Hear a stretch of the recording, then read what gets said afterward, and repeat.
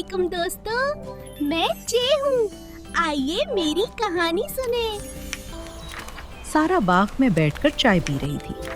उसने देखा कि एक खूबसूरत चिड़िया पिंजरे में बंद है। उसने चाबी से पिंजरे का ताला खोला।